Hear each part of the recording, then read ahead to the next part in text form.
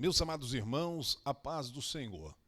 Que alegria, que privilégio, uma vez mais, nós compartilharmos as verdades da palavra de Deus, o Evangelho do Senhor Jesus Cristo, que traz base para as nossas famílias, que traz base de ensinamento, edificação para cada um de nós. Este trimestre tem sido especial, pois nós estamos falando sobre as promessas de Deus. E, mais especificamente, hoje, nós vamos falar muito diretamente com a família, pois nós vamos falar sobre a promessa para pais e filhos, uma lição de suma importância para as nossas vidas, e nós vamos compartilhar nesta lição. Feche os teus olhos, oremos, vamos pedir ao Senhor Deus que dê discernimento a cada um daqueles que estarão ouvindo as verdades desta palavra, e também inspiração, não somente a este professor que vos fala, mas todos aqueles que estarão ministrando essa importante lição nesta manhã. Senhor Deus e Pai, nós te adoramos por teu amor, tua graça abundante, adoramos ao Senhor pelos teus feitos, adoramos ao Senhor pela tua palavra. A tua palavra é quem nos edifica, a tua palavra é que nos fortalece, a tua palavra é que direciona os nossos passos, porque é lâmpada para os nossos pés, luz para o nosso caminho, onde nós temos o direcionamento, não somente para nós, mas também para aqueles que nos cercam, a nossa casa, a nossa família. Dá inspiração, Senhor Deus, a cada professor, dá inspiração ao Senhor Deus, e também discernimento àqueles que ouvem, para, Pai querido, dirimir, absorver e levar para si cada uma das palavras ministradas em o nome do Senhor Jesus. Amém. Você está no canal da Assembleia de Deus de Rio Claro, Ministério do Belém. Presidente pastor Cisaque Valadares. Esta lição importante faz parte desse compêndio da Escola Bíblica Dominical, que vai ao ar todos os domingos pela manhã, mas também em todas as nossas congregações, a aula presencial. Hoje nós vamos falar sobre as promessas para pais e filhos. É a lição de número 9 da nossa revista, que diz aí, como eu disse no início, as promessas de Deus. Confie e viva as bênçãos do Senhor, porque fiel é o que prometeu. Nessa lição, nós estudaremos a respeito das promessas de Deus para os pais e filhos. Nós sabemos que os filhos são presentes de Deus, embora a criação deles, e nós sabemos disso, eu sou pai, eu já sou avô, mas sou filho também. Então a gente precisa se enquadrar nessas verdades que nós vamos entender aqui, e nós sabemos que a criação de filhos, ela envolve tanto desafios como também responsabilidades. O Senhor, ele deixou na sua palavra, ele deixou na palavra preceitos, que esses preceitos, se seguidos de maneira coerente pelos pais, seguidos também pelos filhos, eles vão garantir relacionamentos entre ambos de maneira saudável, vão garantir proteção, vão garantir também felicidade. O textuário da lição, dentro dessa temática, o textuário diz: honra o teu pai e tua mãe, que é o primeiro mandamento, com promessa, para que te vá bem e vivas muito tempo sobre a terra. Está na carta de Paulo aos Efésios, capítulo 6, versículo 23. Na nova versão transformadora, ele traz dessa forma: honre seu pai e sua mãe.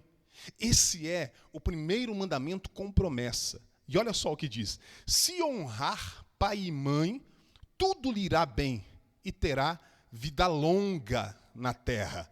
A citação, ela não veio esporádica, não veio da cabeça de Paulo, não é? É claro, memória, né, de algo já lido, de algo já entendido.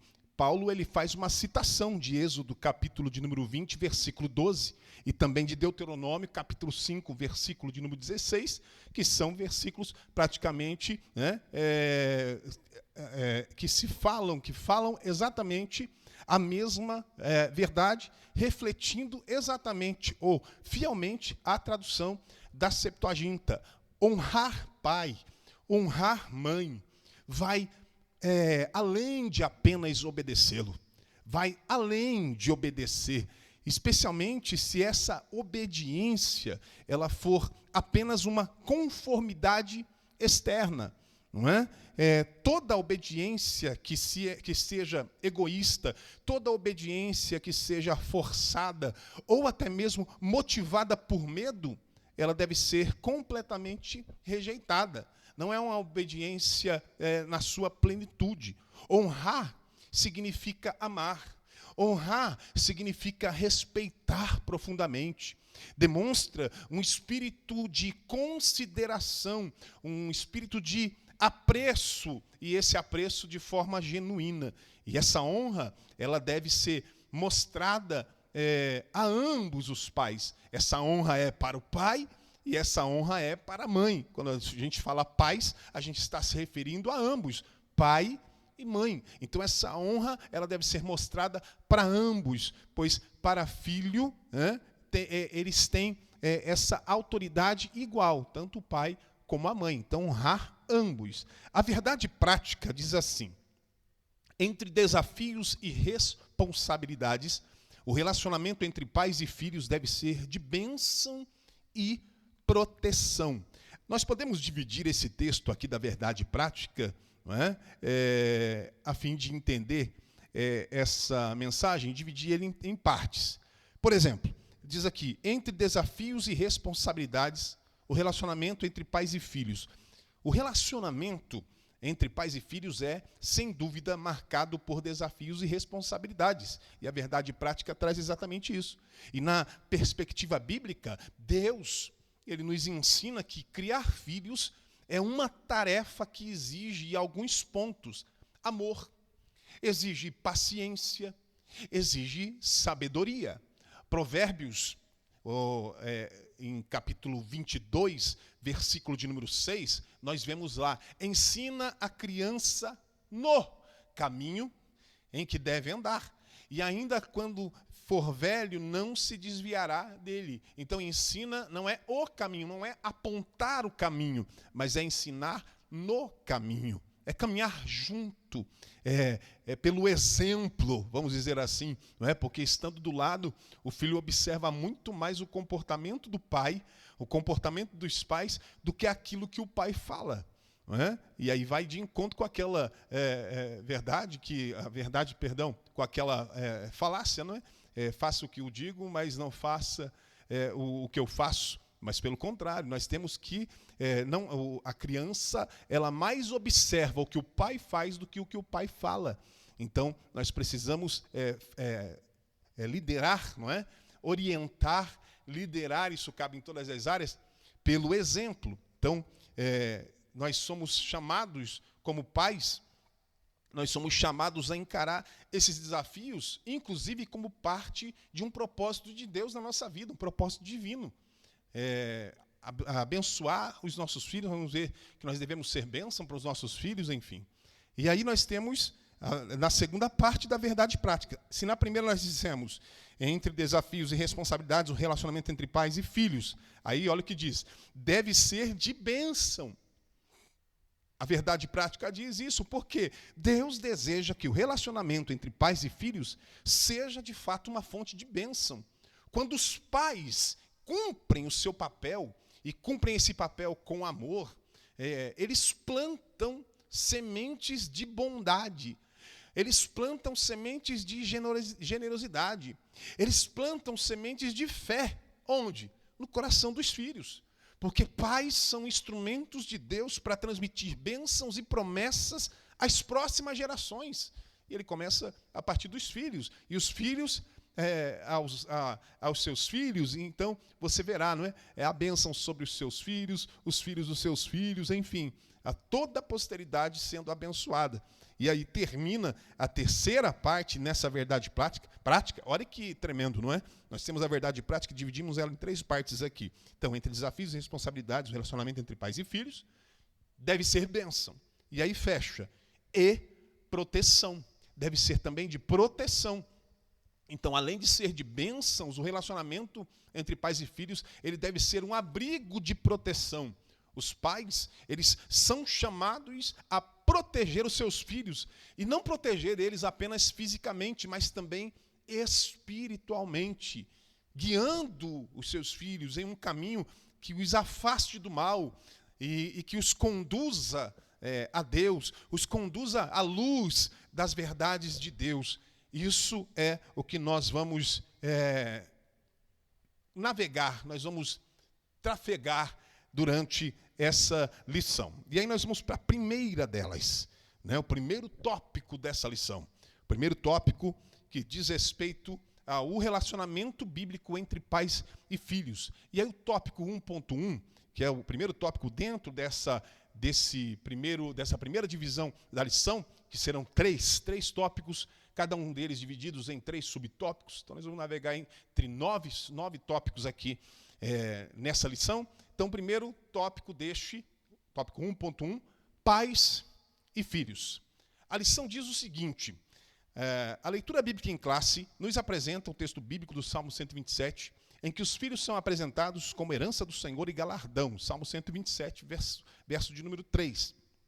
O Salmo ainda diz que eles são como flechas na mão do valente, ou seja, são úteis e importantes para a sociedade. Por isso, eles eram importantes também para os pais diante da sociedade. Por causa desses filhos, os pais se sentem realizados, se sentem felizes. Salmo 127, verso de número 5. Dessa forma, os filhos são vistos como herança, como galardão para os pais. Assim sendo, está sob a responsabilidade dos pais a educação deles, a formação espiritual, o cultivo da fé, para que a herança do Senhor seja preservada nestes tempos difíceis. O Salmo de número 127, o Salmo da família, ele se divide facilmente em 2 partes, mas vem com uma mensagem sutil que une essas 2 partes. A primeira mensagem revela exatamente a futilidade de construir um lar com uma autossuficiência, né? E não na dependência de Deus, não na dependência do Senhor. E segunda, ela lembra os pais de que uma das formas principais pela qual Deus nos abençoa são os filhos. Então a mensagem do Salmo 127 nos lembra de que nós não podemos perder de vista a razão por que trabalhamos arduamente para levantar uma geração, para preparar uma geração de filhos que sejam fiéis ao Senhor, para preparar uma geração de filhos que sejam adoradores em espírito e em verdade, que para sempre estarão conosco ao redor do trono de Deus. O nosso destino é o céu, é a eternidade. Então, que nós tenhamos os nossos filhos como adoradores fiéis, como filhos fiéis ao Senhor. Esse é o nosso verdadeiro legado. Preparar filhos para a eternidade é o nosso verdadeiro legado. Não é? Nós, claro, preparamos os nossos filhos para a carreira que nós temos, né? Carreira secular, advogados, né? Doutores, né? Médicos, dentistas, engenheiros, não é? As mais diversas áreas de atuação, para a área pública, enfim, independe de qual área nós desejamos, né? Almejamos, e nós preparamos os nossos filhos para que eles façam essas escolhas de maneira certeira, mas o maior legado é preparar os nossos filhos para a eternidade. Aqui trabalhamos, aqui realizamos, aqui conquistamos, aqui poupamos, aqui investimos, mas suba a Jerusalém ao vosso coração. Essa é uma mensagem que tem ecoado na nossa igreja, quando o nosso pastor, por diversas vezes, tem ministrado e tocado nesse ponto. Suba Jerusalém ao vosso coração. Então, é ter, não é? Fazer, conquistar, mas não esquecer que a nossa pátria é celestial. Nós estamos aqui de passagem. O céu é o nosso destino. A eternidade é o nosso destino. Então, a estrutura da segunda parte desse salmo que nós temos ela pode daí ser organizada da seguinte forma. Se na primeira nós falamos dessa questão da necessidade de entender que nós somos dependentes de Deus, né? Tem essa autossuficiência, não é? Que precisa ser desconsiderada, entender que nós dependemos única e exclusivamente de Deus. A segunda parte do Salmo, no Salmo 127, verso 3, a parte A, fala que herança do Senhor são os filhos. Então, na Bíblia, quando fala de herança, esse termo herança representa segurança, força, sensação de permanência. Ou seja, filhos são nossa herança, são a nossa porção dada pelo Senhor. E não há maior bênção que a continuidade do nome da familiar, não é? Tendo ela dando essa continuidade em descendentes que sejam piedosos, não é? Tementes ao Senhor. Aí ele fala novamente, filhos são fruto. Fruto que é o quê? É resultado de bênção divina. Dentro da palavra de Deus é resultado de bênção divina. Provérbios capítulo 29, versículo de número 17, nos lembra de que os filhos são delícias para os pais. Quando eles são bem corrigidos, são delícias para os pais. Olha o que diz, corrige o teu filho e te dará descanso, dará delícias à tua alma. A palavra delícias, ela foi usada apenas, só para você ver a importância dessa palavra, a colocação dela, apenas 2 outras vezes no Antigo Testamento, e ambas elas trazem a ideia de comidas finas, banquete real, não é? Então, olha só que maravilha, que bênção, né? Isso nos lembra que os filhos são delícias para os pais, quando bem corrigidos. Então, corrige o teu filho, e ele te dará descanso, dará delícias à tua alma. 2 textos de referência, onde você vai encontrar em Gênesis, capítulo 49, versículo de número 20, e Jeremias também, capítulo 51, versículo de número 34. Ainda continua o Salmo dizendo que os filhos são uma recompensa. Salmo 127, verso de número 3, diz que o filho é um galardão do Senhor. Então, o termo, entendendo aqui, o termo galardão, ele era usado em relação ao salário recebido pelo trabalho dos servos, pelo trabalho dos soldados, pelo trabalho dos pastores, e era como prêmio por fidelidade. Então, isso era o galardão. Ainda diz o salmista que os filhos são como flechas. Filhos são como flechas, e flechas representam não somente uma linha de defesa, não é? Que diz aí no verso de número 5, mas também representa uma forma de adquirir alimento através da caça. Talvez, não é? E a mais colocada, não é? A metáfora mais utilizada seja o fato de que as flechas elas precisam ser retas, bem preparadas, não é? Direcionadas para o alvo. E aí enfatiza aqui o papel dos pais em modelar, em preparar os filhos e atirar essas flechas, atirar os filhos para o discipulado, atirar os filhos para a disciplina, enfim, lançar os filhos, não é? Para as fases, todas as fases da vida, o acompanhamento dos pais, lançando esses filhos como flecha, olha aí que maravilha, como flecha na mão do valente. E também o salmista fala dos filhos, dizendo que os filhos são uma bênção. Então, uma palavra-chave que descreve, né, o homem ou a mulher que tem filhos, uma palavra-chave que diz aqui é feliz. Diz, feliz o homem que enche deles a sua aljava. Feliz é o homem que enche deles a sua aljava. Feliz significa o quê? Abençoado.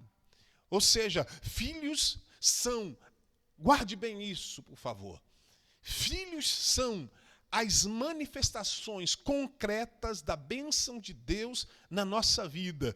E uma fonte de grande alegria. Apesar de toda a maldição do pecado, os filhos vêm como sinal de grande alegria, como sinal de bênção, de concreta bênção de Deus na nossa vida. Então, à luz do Salmo 127, se nós pudermos fazer uma síntese do Salmo 127, nós podemos sugerir as seguintes aplicações aí nesse Salmo. Primeiro, nós devemos reconhecer que o tesouro maior que Deus nos deu é a nossa família.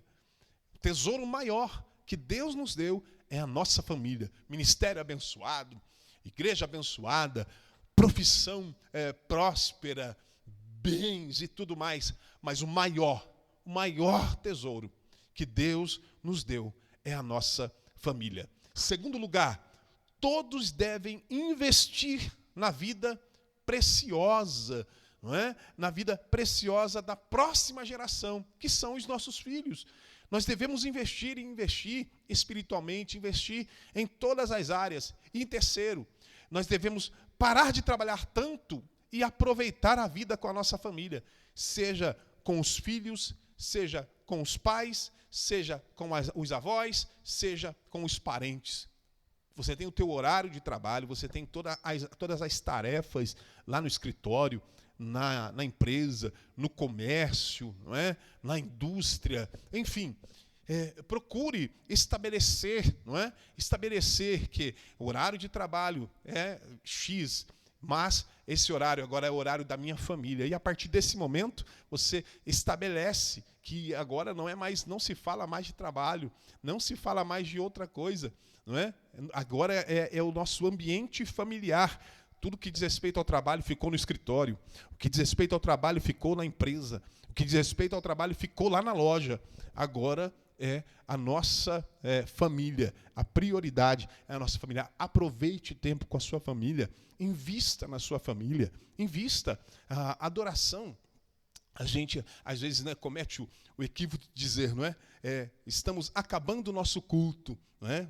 Seja terça-feira à noite, aqui na sede, no caso da sede, terça-feira, domingo, estamos acabando o nosso culto. Mas, na verdade, nós estamos acabando uma reunião de adoração, onde nós entregamos, né, o nosso culto a Deus, mas o culto tem uma continuidade, o culto não acaba. A nossa vida é prosqueneu, é a adoração contínua. Então, quando eu sou bênção na vida dos meus filhos, quando eu sou bênção na vida do meu cônjuge, não é? Na minha família, eu também estou adorando a Deus, eu também estou prestando serviço a Deus, porque eu estou cuidando da herança de Deus, que são os meus filhos. Eu estou amando a minha esposa, né?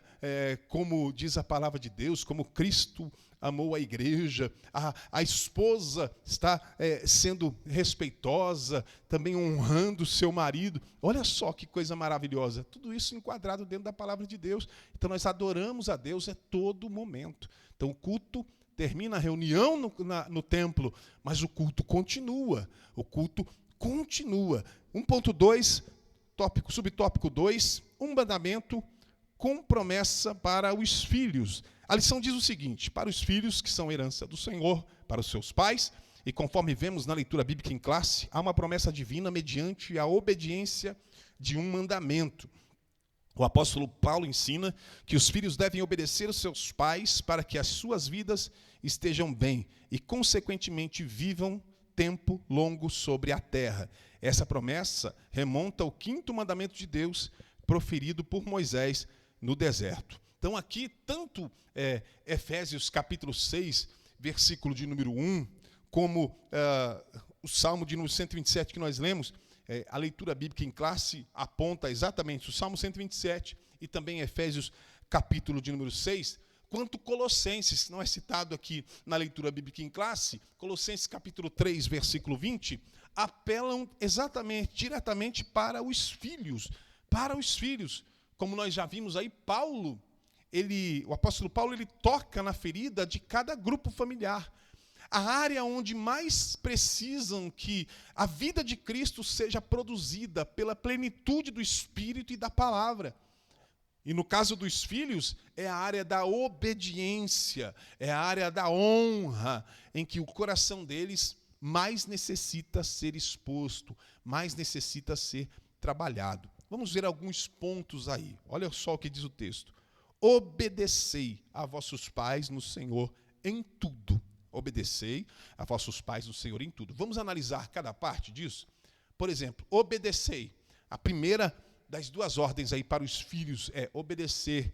Se é obedecer e honrar, então obedecer. obedecer.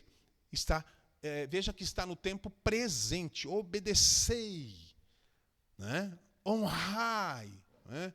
Então está no tempo presente, ou seja, exige obediência contínua dos filhos aos pais. Isso é contínuo. Depois diz, a vossos pais. Então o termo genérico aqui para pais, usado aqui, envolve, como eu disse anteriormente, tanto o pai como a mãe. Ambos os pais devem ser honrados de forma igual. Aí nós temos o terceiro ponto, no Senhor, honrai no Senhor, né? Os filhos, eles não somente obedecem os pais, né? Obedecem os pais cristãos. A ideia aqui é que, ao obedecer aos pais, o filho obedece a Cristo. Nós vamos acertar o slide aí. Nós estamos no subtópico de número 2. Subtópico de número 2 do tópico de número 1. Só para que nós tenhamos aí uma sequência aí, organizada. E aí nós temos, então, a vossos pais. Terceiro, no Senhor. Então, os filhos não somente obedecem a pais cristãos. Olha só que importante isso. A ideia é que, ao obedecer aos pais, o filho obedece a Cristo. Ao obedecer aos pais, o filho obedece a Cristo. E também agrada ao Senhor. Então, um pai, ele só deve... o pai não é cristão, tem que obedecer? Tem que obedecer. Um pai só deve ser contrariado pelo filho quando ele exigir algo que fere os princípios da palavra ou que fira a integridade moral dos seus filhos. Aí sim, há essa contrariedade, porque há princípios que devam ser obedecidos. E olha a última parte. Obedecer, então, obedecei, honrai, né, a vossos pais no Senhor, em tudo, em tudo. Então, Colossenses acrescenta a ideia de que não há limites à obediência dos filhos. Ou seja, os filhos, eles não podem escolher a dedo aquilo que eles querem obedecer ou aquilo que eles não querem obedecer. Não. É obedecer em tudo. Agora sim, vamos para o subtópico de número 3, mandamentos e bênçãos para os pais. A lição diz o seguinte: se por um lado os filhos devem honrar os pais, estes não devem provocar a ira dos filhos. Efésios capítulo 6, versículo 4. É verdade que não é fácil criar filhos. Os desafios são muitos e os pais precisam desenvolver a paciência e o cuidado para lidar com eles. Então, a palavra-chave aqui na frase de Efésios, capítulo 6, versículo 4, é essa, não é? Não provoqueis a ira. Ela foi usada com pouca frequência no Novo Testamento. A ideia aqui é que os pais, eles precisam tomar cuidado para não provocar desnecessariamente ou incentivar os seus filhos à ira, a mágoas, ao desânimo, durante esse processo de treinamento, esse processo de orientação de pais para filhos. O texto, ele não sugere que os pais devem fazer tudo para agradar os filhos. Não. Toda disciplina, ela não é agradável, não é verdade? Toda disciplina, ela é desagradável. Eu sou da década de... eu nasci em 1975, não é? E experimentei a disciplina, não é, na casa dos meus pais. Eu levei algumas cintadas em algumas situações, não é? E isso não me fez mal, não me fez mal. No momento é desagradável, claro que é. Toda disciplina é desagradável, mas agradeço aos meus pais pela disciplina, por tornar-me quem eu me tornei. Mas nem ela é desagradável, a disciplina nós sentimos, mas nem por isso nós devemos deixar de disciplinar os nossos filhos. Nós temos essa oportunidade hoje de fazê-lo, né? Então, toda disciplina com efeito, no momento, não parece ser motivo de alegria, mas motivo de tristeza. Agora, ao depois, entretanto, ela produz fruto pacífico aos que têm sido por ela exercitados, ou seja, são produzidos frutos de justiça. Justiça. Então, a disciplina, a orientação, a boa conversa, o bom diálogo, não é? Por isso que deva ter essa comunhão, essa conversa na família, esse momento da família, porque é ali que você tem toda a oportunidade de fazer essas orientações. Como que a gente provoca a ira nos filhos? Né? Tem pai que o negócio passa despercebido, acha que é algo tão simples, mas não sabe que está provocando a ira dos filhos. Está agindo de maneira errada, está agindo de maneira equivocada, de maneira que não agrada ao Senhor. Então, não provoqueis a ira, que diz o texto. Então, nós precisamos, repito, a ideia é que os pais precisam tomar cuidado para não provocar desnecessariamente ou incentivar os seus filhos à ira, à mágoa, desânimo durante esse processo da disciplina. Não é que o texto sugere que nós devemos fazer tudo para agradar os filhos. Não, repito, toda disciplina é desagradável, mas nem por isso vamos deixar de disciplinar os nossos filhos. Porém, olha só alguns pontos onde nós, como pais, acabamos provocando a ira dos filhos. Exemplo de provocação direta, por exemplo, xingar, menosprezar o filho, zombar do filho ou ridicularizá-lo, partes do corpo, né? Apontar as partes do corpo do filho, ridicularizar ele, né? Ridicularizar os maneirismos, né? Enfim, o comportamento, fazer brincadeiras inconvenientes ou que sejam nocivas, envergonhar os filhos publicamente, provocar confusão, briga com o filho em momentos especiais familiares, nas refeições, nas celebrações. Isso provoca também mágoa, ressentimento, ira nos filhos. Provocação indireta, negligenciar o filho, abandonar o filho, não cuidar do filho, tomar decisões precipitadas sobre o futuro do filho sem consultá-lo. É importante ter o diálogo, entender quais são as percepções, não é? Quais são o entendimento que o filho tem, a questão do futuro, enfim, relacionamentos, conversar, não tomar decisões precipitadas do futuro dele sem consultá-lo, sem conversar com ele. Outro erro de pais, nunca pedir perdão quando erra. Nós precisamos entender que é necessário pedir perdão quando erramos, principalmente aos nossos filhos. Outro erro, não investir tempo no filho. O que vai ficar na memória dos teus filhos não é o que você deu para ele. O videogame, o celular, a boneca dos sonhos, né? O que vai ficar na mente do seu filho é o tempo de qualidade que você teve com ele. São as memórias afetivas que você vai gravar no coração, que você vai gravar na mente dos seus filhos. Então é um erro tremendo e é uma provocação indireta não investir tempo no filho. Outro erro, né? Se por um lado não investir tempo, por outro lado é mimar o filho ao ponto de fazê-lo sentir-se o centro do universo. Também é uma provocação indireta, a mágoa, enfim. Vamos para o tópico de número 2, correndo aqui para que nós possamos falar toda a temática, o cuidado dos pais com os filhos, cultivando o ensino da palavra de Deus. A lição diz o seguinte: vimos que os filhos têm responsabilidade para com os pais, conforme os textos bíblicos estudados. Todavia, sabemos que os pais também têm responsabilidades com os filhos. Neste aspecto, uma dessas maiores responsabilidades é a de cultivar o ensino da palavra de Deus na família. Isso é a base para a formação espiritual, moral, emocional e social dos nossos filhos. Além desse ensino ser cultivado no lar, cabe aos pais o incentivo e o estímulo de levar os filhos à igreja local, encorajando-os a participar das reuniões de cultos, estudos bíblicos, como a escola bíblica dominical e o culto de ensino da palavra. Quando isso acontece, a igreja passa a ser a extensão do lar e a extensão da igreja local. Lembremos-nos do que o salmista escreveu: alegrei-me quando me disseram, vamos à casa do Senhor. E a gente pode destacar aqui 3 pontos importantes. Olha, educar os filhos é um ato de obediência a Deus. Que todas essas palavras que hoje lhe ordeno elas estejam, Deuteronômio capítulo 6, versículos 6 e 7, que todas essas palavras que hoje lhe ordeno estejam em seu coração.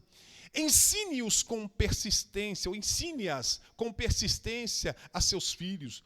Converse sobre eles quando estiver sentado em casa, aleluia, quando estiver andando pelo caminho, quando se deitar e quando se levantar.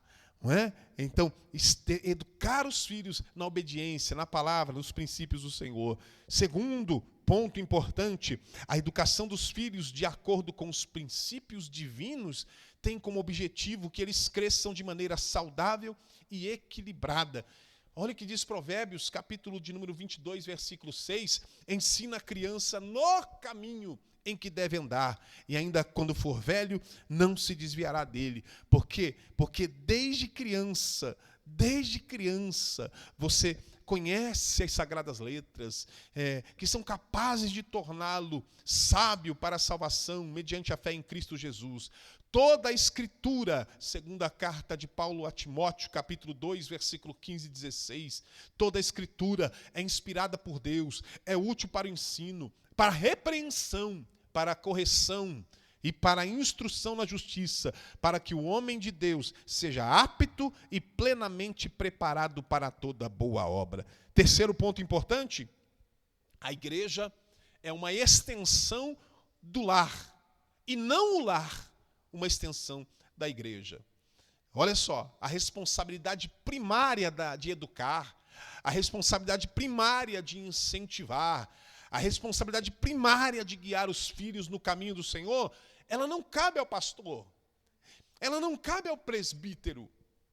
Essa responsabilidade ela não cabe aos professores da escola bíblica dominical. Não, mas acima de tudo ela cabe aos pais. Ela cabe aos pais, que então aqui entendemos neste ponto que nós estamos então cultivando dentro do nosso lar o ensino da palavra de Deus. Foi o tópico 2.1. Tópico 2.2 é o subtópico 2 desse tópico, fala das prioridades na vida familiar. Nós falamos aqui um pouco. Olha o que diz a lição. Segundo a palavra de Deus, para isso o comentarista ele foi certeiro, o comentarista ele foi prático, direto, e foi muito importante. O pastor Linaldo Renovato foi muito certeiro quando apontou este tópico dentro da lição. E é de uma suma importância. Prioridades na vida familiar. Prioridades na vida familiar. E eu gostaria que você redobrasse a tua atenção neste tópico. Olha o que a lição diz. Segundo a palavra de Deus, para cuidar da igreja, é preciso que o obreiro cuide bem da sua família.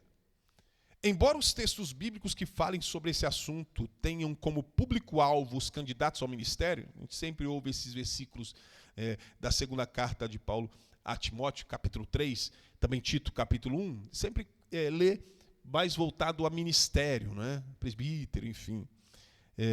Mas olha só, é evidente que Deus espera que todos os pais cristãos, não somente obreiros, todos os pais cristãos tenham um devido cuidado e atenção com a sua família. Por isso, se pudéssemos estabelecer uma hierarquia de prioridades na vida do cristão, faríamos assim. O comentarista ele coloca o cônjuge, os filhos, a igreja local. Eu acrescentaria como prioridade principal, a primeira Deus. Não é? Não que o comentarista esteja errado aqui da colocação. Ele está falando por ordem de prioridade no serviço de Deus, então entende-se assim. Mas vamos lá. Nós temos Deus em primeiro lugar. E aí vem o cônjuge, então Deus, o cônjuge, os filhos, a igreja local. Olha a ordem de prioridade. Deus, né? O cônjuge, os filhos, a igreja local. Então, assim, quando a nossa família está bem cuidada, olha o que o comentarista coloca, quando a nossa família está bem cuidada, consequentemente, teremos uma igreja bem assistida. Quando nossa família está bem cuidada, teremos uma igreja bem assistida. Não é? Imagina a igreja toda, núcleos familiares abençoados, forma-se uma igreja estruturada, uma igreja abençoada. Porque dentro do modelo bíblico de liderança, nós entendemos que ele começa no lar. O modelo bíblico de liderança começa no lar. A palavra de Deus nos ensina que o cuidado com a família é pré-requisito para liderar uma igreja. É isto. É isto. 1 Timóteo capítulo 3, Tito capítulo 1. Você vê lá que o obreiro ele deve ser irrepreensível. Deve ser alguém que governe bem a sua casa, que tenha filhos fiéis. Essa orientação, ela mostra para mim, mostra para você, que a liderança espiritual, ela começa no lar. Ela começa em casa. Não se pode cuidar bem do rebanho de Deus, guarde bem isso nas tábuas do teu coração. Nós temos muitos obreiros que assistem à lição, que participam da escola bíblica dominical. Não se pode cuidar bem do rebanho de Deus sem primeiro cuidar daqueles que Deus confiou diretamente ao seu cuidado. O nosso cônjuge, os nossos filhos. Josué é um exemplo de alguém que priorizou o ensino da palavra de Deus, quando ele disse, ele declarou, eu e a minha casa serviremos ao Senhor. Josué capítulo 24, versículo de número 15, esse versículo conhecido por todos nós. Então nós devemos lembrar que a nossa primeira responsabilidade, a prioridade como cristãos, é cuidar, é cultivar um ambiente em casa, um ambiente no nosso lar, onde Cristo seja o centro, não é? Ou seja, isso significa que nós devemos priorizar momentos, não é? De comunhão, momentos de oração com a família, diálogo saudável, ensino da palavra de Deus, e garantir dessa forma que os nossos lares sejam reflexos do reino de Deus. Garanta que o seu lar seja reflexo do reino de Deus. Segundo ponto, a família é um reflexo da nossa espiritualidade. Se nós temos o modelo bíblico de liderança que começa no lar, nós entendemos então que a família é um reflexo da nossa espiritualidade. O relacionamento com o nosso cônjuge e com os nossos filhos revela muito sobre a nossa vida espiritual. Repito, o relacionamento com o nosso cônjuge e com os nossos filhos revela muito sobre a nossa vida espiritual. Se negligenciamos o lar, é sinal de que algo está desalinhado no nosso coração. Paulo, ao escrever aos Efésios, ele orienta que os maridos amem as suas esposas como Cristo amou a igreja. Né? A gente tem a esposa de Provérbios, né, capítulo 31, que encontra, né, encontra um rubi, não é? E não é rubi, você não encontra facilmente. Eu nunca vi um rubi na minha mão. Né? Então, para ter essa esposa como um rubi, você tem que ser o homem de Efésios. Olha que marido, olha que maravilha, né? Tem que ser o marido lá de Efésios. Amar a sua esposa como Cristo amou a igreja.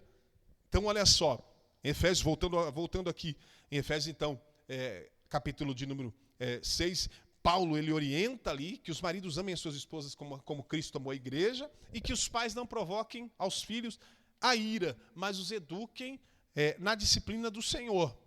Ou seja, isso demonstra, Efésios capítulo 5 e Efésios capítulo 6 trazem essas orientações. Isso demonstra, então, que o cuidado no lar, ele não é opcional, ele é parte integral da vida cristã.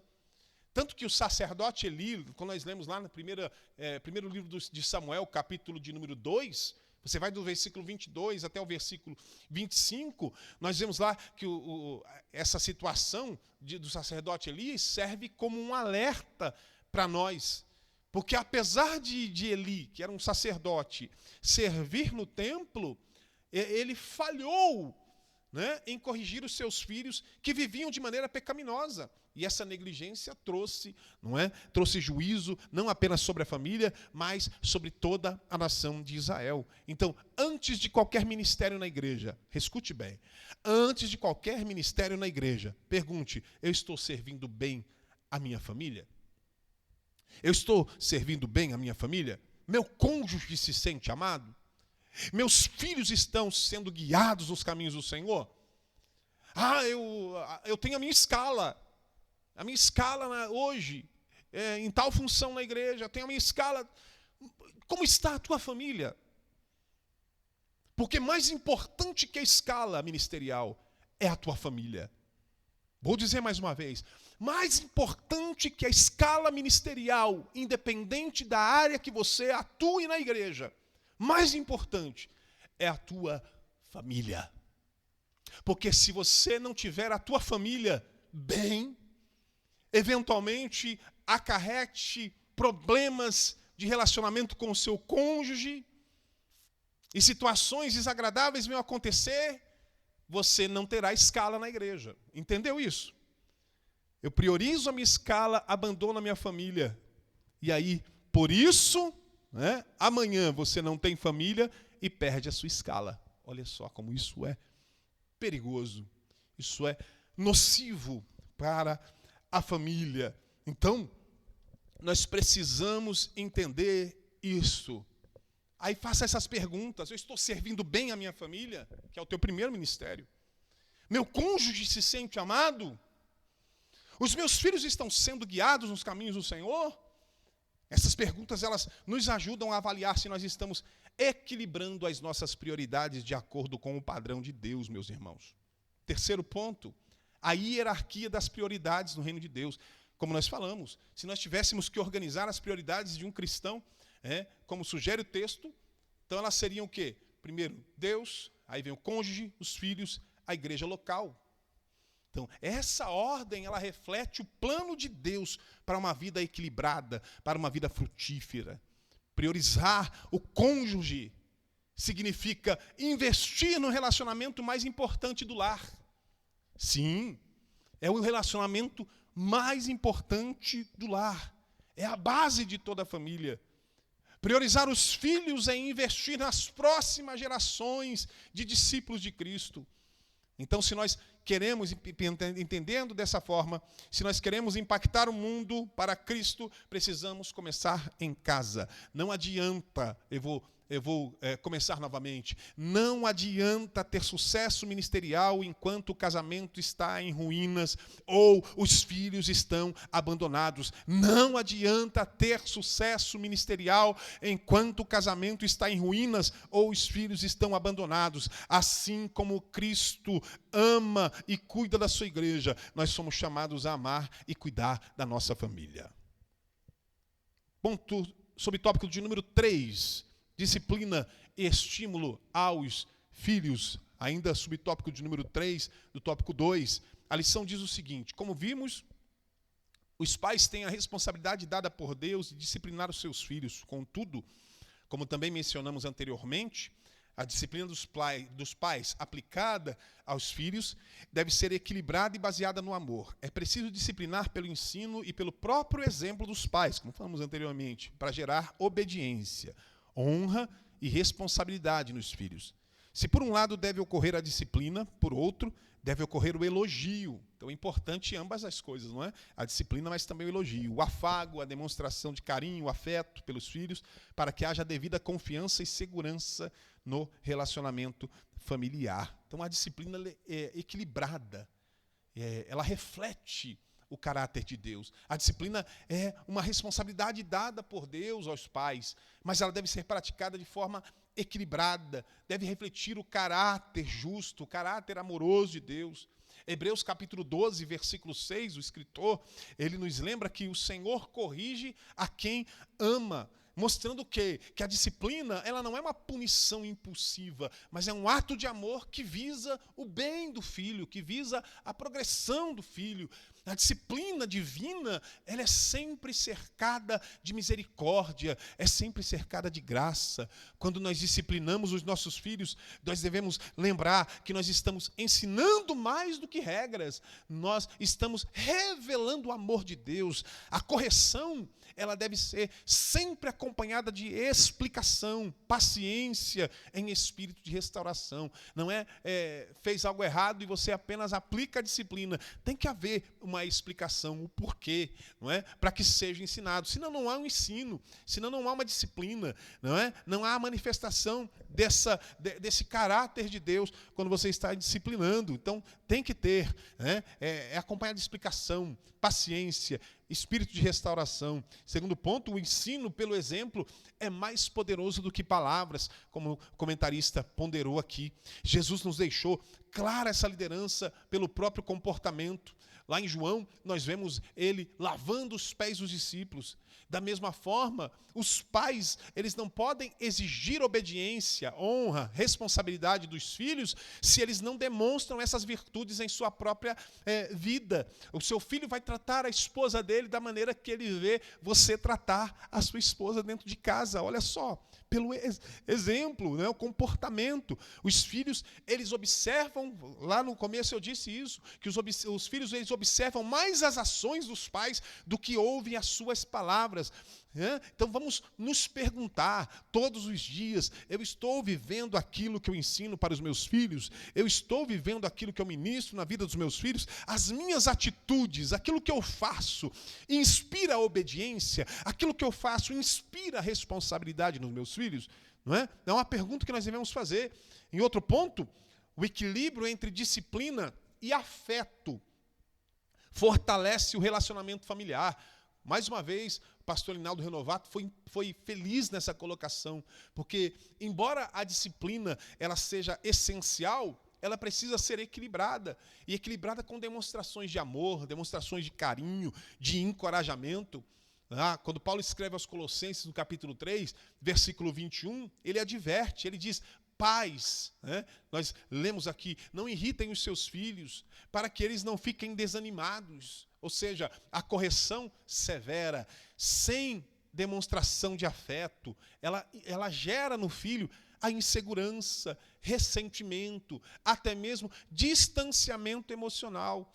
No relacionamento com os filhos, tenha sempre em mente certificar-se de que para cada correção haja também palavras de afirmação, palavras positivas. Mostre a eles que mesmo nos momentos de disciplina, eles são amados incondicionalmente. Mesmo quando você os corrige, e de maneira abrupta, algumas vezes com palavras, né, não palavras de baixo calão, mas palavras firmes, né, como um bom líder que orienta, mesmo assim você demonstra a eles que eles são amados incondicionalmente. E dessa forma você cria um ambiente de confiança, um ambiente de segurança, onde a obediência ela se torna uma resposta natural a esse amor recebido. Finalmente chegamos ao ponto de número 3, ao tópico de número 3, bênçãos, pais e filhos. Bênçãos para a posteridade. A lição diz: há promessas na Bíblia que trazem consigo bênçãos espirituais de Deus para os filhos. Em Isaías, vemos uma promessa do derramamento do Espírito, bem como as bênçãos de Deus sobre a posteridade de Israel. Em Joel, vossos filhos e vossas filhas profetizarão. Em Atos dos Apóstolos, o apóstolo Pedro diz que a promessa diz respeito a vós, vossos filhos e a todos que estão longe, tantos quanto os Deus, nosso Senhor, chamar. Nesse sentido, há a promessa de uma vida imersa no Espírito Santo para os nossos filhos. Vamos considerar aqui 2 pontos. Então, as promessas de Deus alcançam as gerações futuras. A Bíblia revela isso, que as promessas de Deus, elas não estão restritas a uma única geração.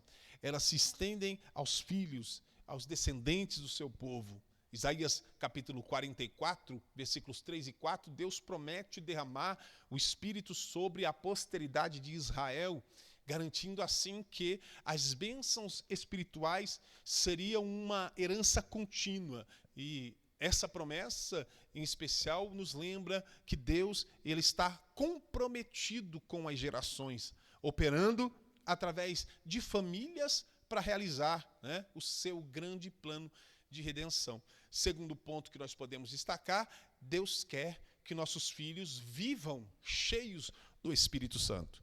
Deus quer que nossos filhos vivam cheios do Espírito Santo. Joel capítulo 2, versículo 28 e Atos dos Apóstolos capítulo 2, versículo 39 confirmam que o derramamento do Espírito é uma promessa divina não apenas para nós, mas também para os nossos filhos. Eles foram chamados para profetizar, eles foram chamados para sonhar os sonhos de Deus, foram chamados para viver a vida cheia da presença do Senhor. A plenitude do Espírito é mais do que uma bênção, é uma capacitação divina para que os nossos filhos vivam de forma frutífera no reino de Deus. Repito, a plenitude do Espírito é mais do que uma bênção. Ela é uma capacitação divina para que os nossos filhos vivam de forma frutífera no reino de Deus. Aleluia, louvado seja o nome do Senhor. Subtópico de número 2, família, lugar de bênção. Lugar onde os filhos devem ser abençoados. A lição diz o seguinte: a nossa família deve ser o ambiente em que nossos filhos tenham experiências com Deus, vivam as suas promessas e estabeleçam uma vida de compromisso com o Senhor Jesus. Dessa forma, ajudaremos muito os nossos filhos se a nossa família cultivar o culto doméstico, promovendo a oração, louvor, a leitura da palavra de Deus em nosso lar. Que em nossa família os nossos filhos tenham liberdade de expressarem suas lutas, suas dificuldades, para que se tornem temas de nossa intercessão no lar. A nossa família deve ser um lugar onde nossos filhos sejam abençoados. Não sei se você já teve a experiência de seus filhos, não é? Seus filhos, seu cônjuge, não é? Chegar, pedir para você orar por eles, interceder por eles, colocar as mãos sobre a cabeça deles. Isso é algo extraordinário, isso é algo sensacional, viver isso, não é? Dentro do ambiente do lar. Isso é maravilhoso. O lar, ele precisa ser um lugar de ensino espiritual constante. A palavra de Deus nos instrui a fazer do lar um espaço onde os seus princípios, seus mandamentos são ensinados com diligência. A palavra de Deus, os pais são chamados a inculcar, lá em Deuteronômio diz, chama os pais a inculcar as verdades de Deus nos filhos em todos os momentos do cotidiano, em todo momento. Não é? O culto no lar, essa forma tão prática de obedecer, de receber a palavra de Deus, é algo tão prático para se obedecer. Cria então cria-se um ambiente onde os filhos não apenas aprendem sobre Deus, mas também sintam a sua presença de forma palpável. Os pais de Jesus, vamos lembrar de Jesus, os pais dele, José e Maria, mantinham uma vida espiritual no lar. Eles levavam Jesus ao templo praticamente, constantemente, e eles iam praticando os ensinamentos da lei. Esse exemplo de espiritualidade familiar moldou a infância de Jesus. Reserve um tempo diário para reunir a família em oração, leitura da Bíblia, louvor. Mantenha um ambiente de adoração na tua casa, hinos de louvor, de adoração, palavra de Deus. Glória a Deus, aleluia, louvado seja o nome do Senhor. Mostra aos seus filhos que o culto doméstico não é uma obrigação pesada, mas é um momento de comunhão, um momento de adoração com Deus, com a família.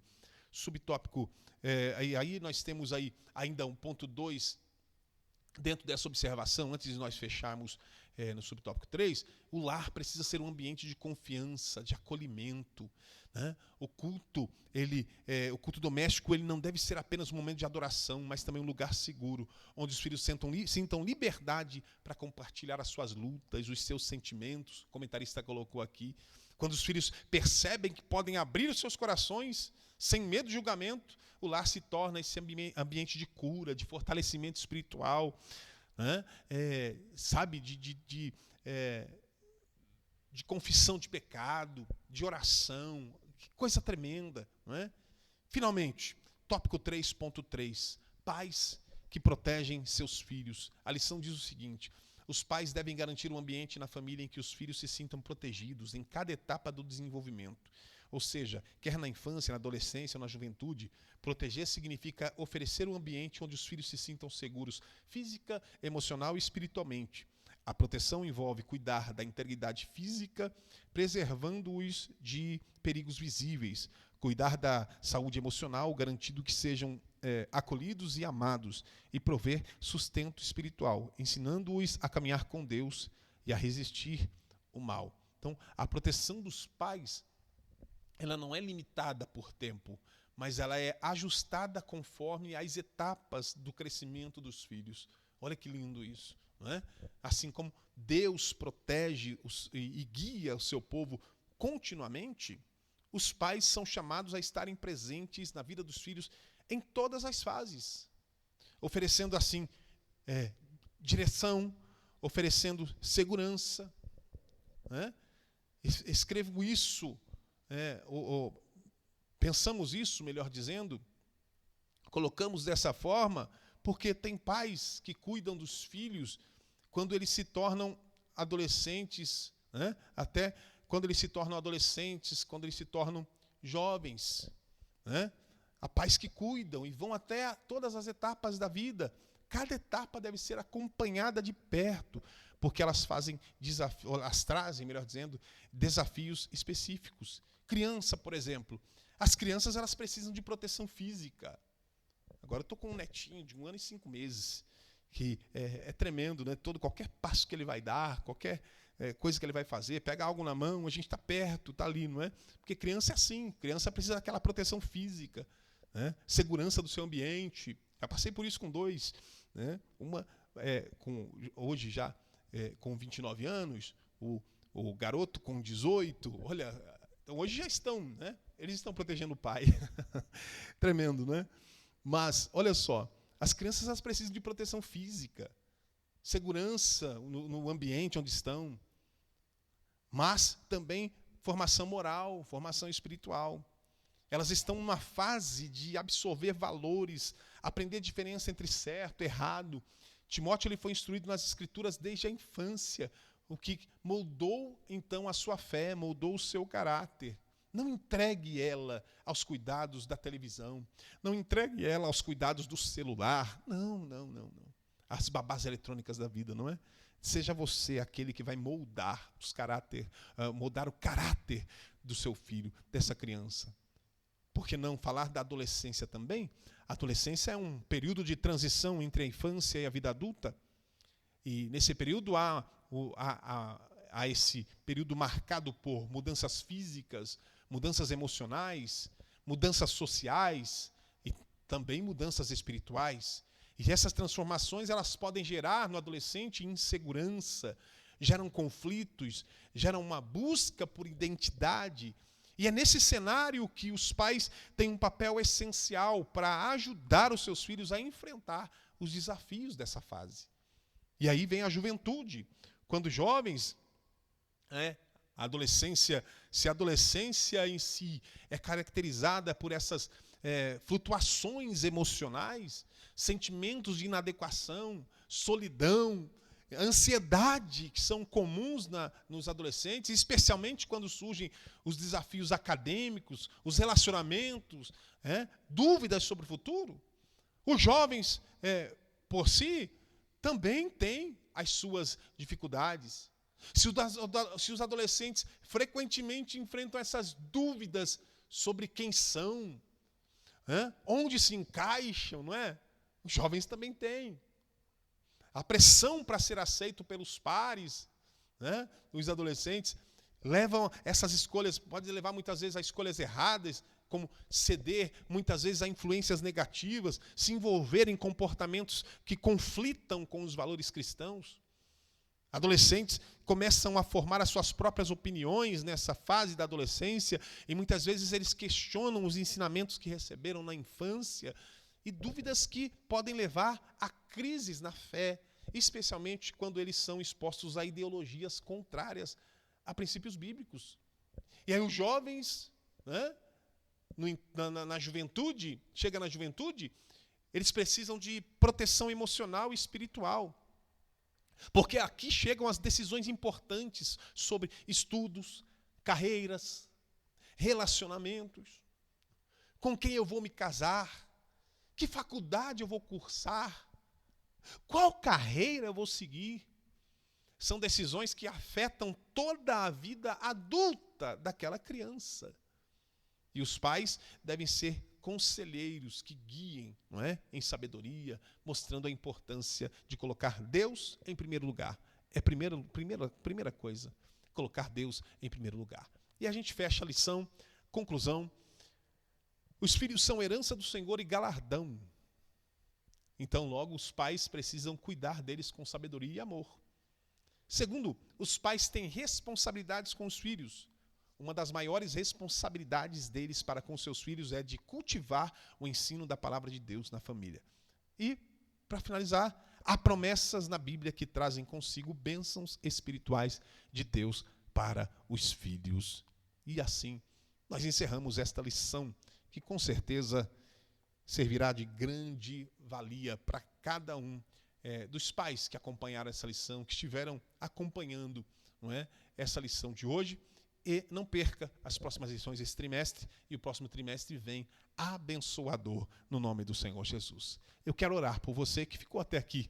E já pedi para você deixar um like, um comentário nessa lição, não é? Gostei, não gostei, deixa um emoji, um like, enfim, até um dislike, não tem problema.